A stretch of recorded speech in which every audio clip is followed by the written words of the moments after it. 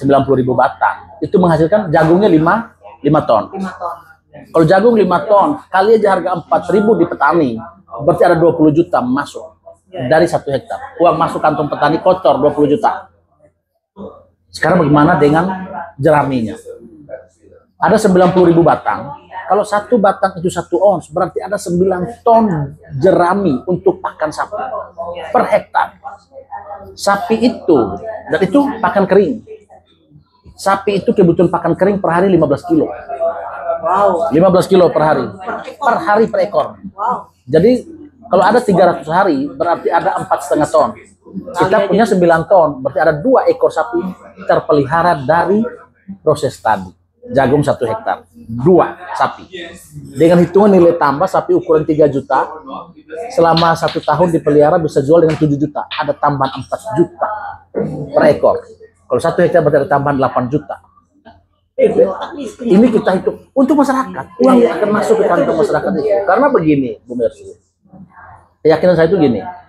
Parameter dari kemiskinan itu tuh soal uang, Bang. Bang Rudi. Orang omong kemiskinan itu di ujungnya uang. Pendapatan per kapita kan? Apa itu pendapatan per kapita? Jumlah uang yang masuk pada setiap rumah tangga per tahun. Tugas pemerintah buat supaya make money. Supaya uang itu masuk di masyarakat, supaya pendapatan dia meningkat. Lihat potensi daerah kita tentu berbeda-beda. Saya omong dalam potensi NTT. Lahan tidur, masyarakat tidak punya modal, bantuin dia, gerakan dia, siapkan pasar. Hanya itu simpel sekali. Kalau dia sudah punya uang, dia dapat uang, ngapain dia ke Malaysia, ngapain dia ke Kalimantan? Simpel. Itu. Ini belum saya omong circle yang lain. Apa? Kotoran sapi. Jadi udah sirkular Kotoran sapi. Sirkular ekonomi kita ciptakan. Jadi pupuk, Pak. Jadi gas. Gas, biogas. Ini di depan saya nih Angelo Wakekako, anak muda yang dulu yang katanya tuh orang kampung, orang desa, tapi bermimpi menjadi orang besar, dan dicatat di atas itu rencananya dan terbukti. Ini adalah merupakan suatu inspirasi yang sangat luar. Saya diceritakan dong, namanya dulu Angelo itu artinya kan bidadari atau apa? Ya, kalau Angelo kan angel, Bang Rudi. Semua orang Angel tahu ya. Malaikat, gitu. Terus Kalau Wakekakonya itu Wake dulu, Wake. Wake itu dalam bahasa di kampung saya bahasa Ende. Angelo ini adalah orang Ende dari Ya, Nusa Tenggara Timur. Dalam bahasa Ende itu Wake itu membangkitkan orang yang sudah terkapar. Orang yang sudah, jadi dia Wake itu posisi begini, Bang. Membangkit. Oke. Jadi yang sudah apa namanya? orang sudah terkapar, sudah tidak bisa berbuat apa-apa, kita Oke. angkat dia itu. Itu Wake. Terus Kalau Kako itu ayam berkokok. ayam berkokok. Ayam berkokok, membangunkan orang. Sebelum yang lain bangun, ayam wajib lebih dulu Oh. membangunkan orang. Ya. Tapi tadi kita dengar Anda suatu saat akan menjadi apa dan ditulis di kertas pada tahun 2010 ya? 2015, Bang. 2015. Suatu saat saya akan jadi anggota DPD atau DPR RI. Dan Anda sekarang terwujud jadi anggota DPD termuda. Ya. Dan ketika Anda dilantik, orang tua Anda pakai sarung. Ya, Dan seluruh betul. Indonesia dan bisa di kampung Persis. Anda orang-orang Viral. itu ketawa gitu. Persis. Benar itu ya? Benar. Oh, oke, sebentar. Tulis, Bang, itu. Oke. Tadi apa yang ditulis? Angel. Jadi dulu saya lanjut S2 saya di UI, Bang. S1-nya di mana? Saya di Flores, guru matematika, SPD. Matematika. SMA. Guru. Iya, guru jadi SMA atau guru SD atau guru SMP? Saya sempat jadi dosen malah. Setelah selesai. Dosen di Universitas Flores 1 tahun. Cuman ketika saya refleksi, sepertinya talenta saya lebih. Tidak cukup hanya jadi dosen. Saya tinggalkan dosen 2013. Akhir 2013 putuskan berhenti jadi dosen, dan 2 Januari 2014 ke Jakarta. Jakarta. Kebetulan ditarik menjadi pengurus pusat PMKRI waktu itu. Pengurus pusat PMKRI. PMKRI itu apa? Perhimpunan Mahasiswa Katolik Republik Indonesia. Perhimpunan Mahasiswa Katolik Republik Indonesia. Terus Setelah itu 2015 saya daftar UI. Kebetulan dapat beasiswa dari Kemenpora. Ada program beasiswa, terpilih, diterima di UI. Ada mata kuliah kita dulu namanya mata kuliah kewirausahaan. mata kuliah Kewirausahaan. kewirausahaan. Jadi saya kebetulan ambilnya kajian ketahanan nasional, jadi multidisiplin. Ya, oke. Jadi banyak ilmu yang di situ, multidisiplin. Di ujian itu, ujian akhir semester, saya membayangkan dosennya akan bicara soal teori-teori, ternyata tidak. Aha. Di ujian akhir semester itu dosen bilang begini, tulislah pengembangan diri kalian 15 tahun yang akan datang. Tulis. Dan kebetulan di UI kan kirimnya pakai email. Oke. Jadi kita terekam semua di email saya. Oke. Saya bukain email ya, kan ya. Boleh ditunjukin dong, biar orangnya bisa melihat ini. Jadi ini email saya, di email. Coba ditunjukin, hadapin ke sini di kamera. Ini email, ini lihat ini kewirausahaan UI. Ini lihat. Oke. Ini ujian akhir semester. Lihat, saya tulis tanggal berapa email ini. Oke, tanggal 25 bulan 12 tahun 2015. 2015. Lihat ya, ini. Saya buka filenya. Inilah email pengembangan diri 15 tahun yang saya kirim. Yang akan datang. 15 tahun dari tahun 2015, Bang. Oke, ini, Bang. Oke. Ujian akhir semester bisa lihat itu nama saya. Pengembangan diri 15 tahun mendatang. Oke. Siapa Angelo Wakekaku di tahun 2020. Jadi mulai 5 tahun 2020. Yang akan datang. Ya, kan dari 15 waktu itu, Bang. Oke. 2020, 2025, 2030. Di situ udah kita nulis. Udah ditulis. Menjadi anggota DPD RI perwakilan provinsi NTT. Itu 10 tahun yang sebelumnya ya. 10 tahun yang lalu. Anda sudah menulis. Nulis. Lanjut. Itu. Ya, itu yang membuat ya kita fokus kemudian, fokus pada tujuan, sehingga apapun godaan-godaan yang lain kita coba abaikan gitu. Ada tawaran pekerjaan yang lain kita tetap fokus pada tujuan kita karena mau jadi DPD. anggota DPD. Dan Oke. puji Tuhan pada tahun 2019 betul bertarung dan pertama kali bertarung. Daftar ya. Daftar. Walaupun orang menertawain. Orang bingung juga ini nekat sekali ini. Cuma Nggak saya punya apa-apa percaya. lagi. Tidak punya apa-apa. Ya, oke. Itu. Tapi saya percaya punya pertemanan. Nah, punya komunitas. Tadi ada Islam bahasa politik. Tuhan setengah apa tadi? Oh, itu dalam konteks pemimpin, Bang. Oke. Saya itu percaya dalam diri kita itu 50% itu berpikir hal baik, 50% itu berpikir hal buruk. Oh, ini yang menarik ini. Kalau pemimpin itu fokus pada hal-hal yang tidak baik, contoh nih Bang ya, minta Oke. maaf. Banyak pemimpin korupsi misalnya. Kalau tiap hari dia mikirin, ini proyek saya dapat sekian persen, saya dapat sekian persen, kreativitas itu akan tidak muncul, akan hilang. Oke. Tapi kalau pemimpinnya mulai mengembangkan potensi-potensi yang positif, kreativitas itu akan muncul dan masyarakat pasti akan terbantu.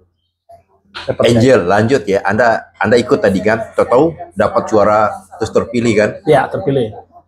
Terus benar nggak yang Anda bawa orang tua Anda ketika pelantikan? Betul, Itu bisa yang dilihat pertama juga ya? di Google. Jadi tanggal saya karena 2019 2019 Bang, karena begini Bang. Satu-satunya kebanggaan saya itu orang tua, sebagai orang kampung. sebagai orang kampung. Dan itu saya lakukan bukan hanya saat saya ini Bang. Saat saya wisuda S1 pun saya bawa orang tua saya. Oke. Sebenarnya waktu wisuda di UI juga itu saya bawa mestinya. Karena saya satu-satunya sarjana di rumah. 2019 kebanggaan apa lagi Bang yang bisa Bawa kita orang tua. berikan untuk orang Bapak tua. sama ibu. Bapak sama mama. Bapak sama mama ya. Syukur waktu itu Berangkat dari Kupang. Naik berangkat kapal dari apa India, naik? dari India, naik Dari- pesawat. Oh, naik Kita ya pesawat. sudah lah untuk orang tua. Pertama kali naik pesawat. Pertama kali naik pesawat. Berangkat ke Jakarta. Cukup viral waktu itu. Iya. Karena orang tua pakai sarung khas NTT, pakai sendal. Karena ya orang tua yang tidak pernah pakai sepatu, kita paksa pakai sepatu juga repot. Nah, Terus? ya walaupun ada janji saya yang tidak tepat, yang tidak saya tepati, ada mimpi saya Bang waktu itu. Ketika saya menjadi anggota DPD RI itu, saya membawa kedua orang tua saya ke Yerusalem. Yerusalem. Tapi 2000, Abang tahu kita lantik Oktober, Maretnya COVID. Ya, oke. 2021 bapak saya juga meninggal karena COVID. Oh. Jadi itu mimpi yang Belum tidak terlaksana bukan ya? belum lagi, Bang, tidak mungkin lagi. Oke. Itu. Udah takut sekarang ke Jakarta, udah takut mama sekarang. Oh, mama masih tapi kan? Masih di kampung. Mau ajak Jakarta udah takut nanti karena bapak meninggal dengan saya di Jakarta. Oh. Meninggal di Jakarta. Jadi Iya, waktu itu. Waktu zaman COVID ingat yang saya. COVID gitu. Iya. Meninggal di Jakarta. Angel anak keberapa? Saya bungsu dari 9 bersaudara. 9 bersaudara. Lahir di Ende, Lahir di Nusa Tenggara Ende, ya. Nusa Tenggara Timur ya. Orang kampung yang bercita-cita mulai dari tulisan dan terbukti Ya. dan dilantik membawa orang tuanya menggunakan sarung yang diketawakan oleh sepublik ya. Publik, betul. Tapi terbukti. Obsesi ke depan apa? Tadi kita dengar Anda mau ya sekitar 10 tahun, 15 tahun yang akan datang. Saya percaya Bang ya. Percaya. Tuhan memakai kita. Dalam konteks hari ini tuh saya percaya. Tuhan memakai kita. Gitu. Siapa Angelo di masa lalunya gitu. Kok tiba-tiba hari ini dengan posisi saya seperti ini, saya pikir suatu hal yang sudah patut kita syukuri. Dan saya percaya akan ada tugas-tugas besar yang Tuhan kasih. Tugas-tugas besar. Pelayanan-pelayanan besar yang akan dikasih. Asal dengan syarat, saya harus konsisten, benar sesuai dengan nilai-nilai. Kalau saya aneh-aneh repot, itu mimpi saya hanya mimpi belaka gitu. Ya saya pengen menjadi eksekutif di daerah juga. Eksekutif di daerah. Bupati ataupun gubernur. Wali kota Kami, atau gubernur ya. Hanya bupati dan gubernur di sana. Gitu. Obsesi lebih tinggi lagi selain itu. Ya, saya menteri. Terburuk itu dubes. Kenapa, Abang?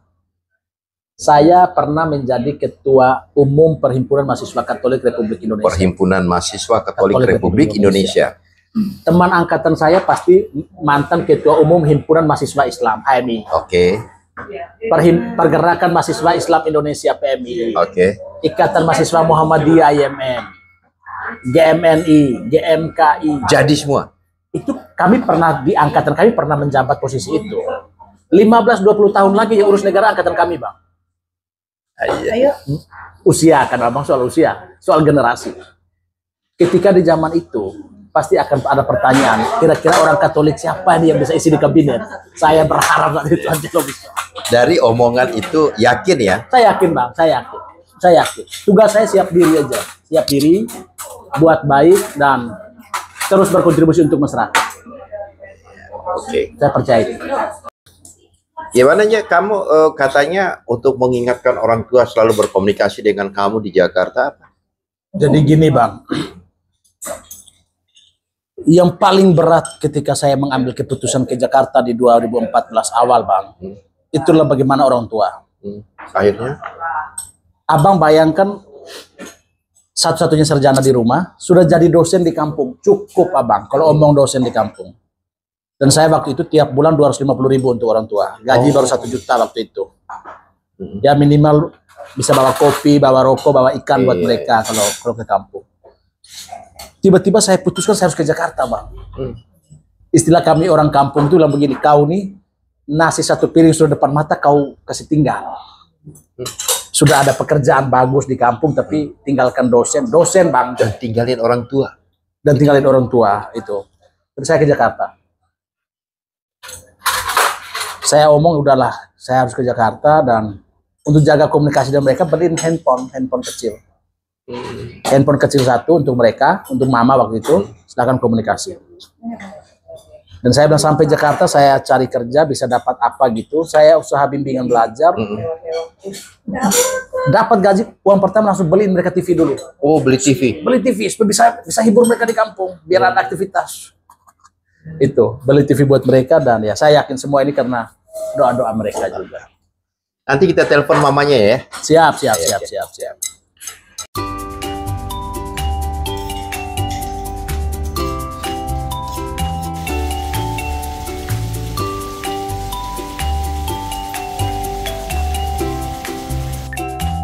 Halo, Mama. Halo, Mbak, kabar? Oke, saya lagi di Qatar ini. Kita lihat Angelo sedang menelpon Sehat-sehat, mamanya yang tadi dia katakan kasih handphone itu. Nah, sudah minggu depan ketemu di Ende. Oke, Morusi, dah. Ya, oke.